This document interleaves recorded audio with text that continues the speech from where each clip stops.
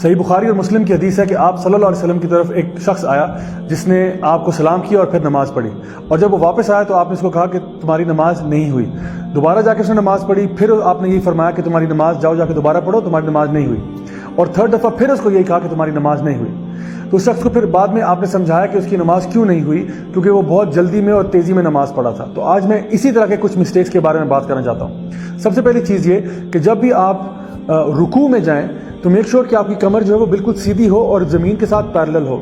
صحابہ یہ بات کہا کرتے تھے کہ اگر ہم لوگ نبی کریم صلی اللہ علیہ وسلم کی کمر کے اوپر اگر پانی ڈال دیتے اس حالت میں تو وہ پانی نہ تو آگے جاتا نہ پیچھے جاتا۔ سو نہ آپ نے کمر کو بہت اوپر رکھنا ہے نہ بہت نیچے کرنا ہے، بلکہ بالکل گراؤنڈ کے ساتھ پیرلل رکھنا ہے۔ دوسری چیز یہ کہ جب آپ سجدے کی حالت میں جائیں تو اکثر میں نے دیکھا کہ کچھ لوگ اپنے پیچھے سے پاؤں کو اٹھا دیتے ہیں، تو پاؤں کو نہیں اٹھانا، ان کو زمین کے ساتھ ہی لگے رہنے دینا ہے۔ پاؤں کو جوڑ کے رکھیں اور زمین کے ساتھ لگا کے رکھیں تاکہ آپ کے ٹوز جو ہیں they are pointing towards the قبلہ اٹسیلف۔ تیسری چیز یہ کہ کچھ لوگ نماز بہت جلدی میں پڑھتے ہیں، جلدی سے الحمدللہ، جلدی سے اگلی سورہ، جلدی سے رکوع، جلدی سے پھر کھڑے، پھر اس کے بعد سجدہ، پھر اتنی تیزی میں پڑھتے ہیں تو واقعی بھی ایسی نماز یعنی ہم بہت خراب کر دیتے ہیں اس طرح کی نماز کو۔ چوتھی چیز یہ کہ سجدے کا حق ادا کیجئے۔ جب آپ سجدے میں جائیں آرام سے واپس آئیں، اپنے سارے آرگنز کو واپس اپنی جگہ پہ آنے دیں، پھر واپس سجدے میں جائیں۔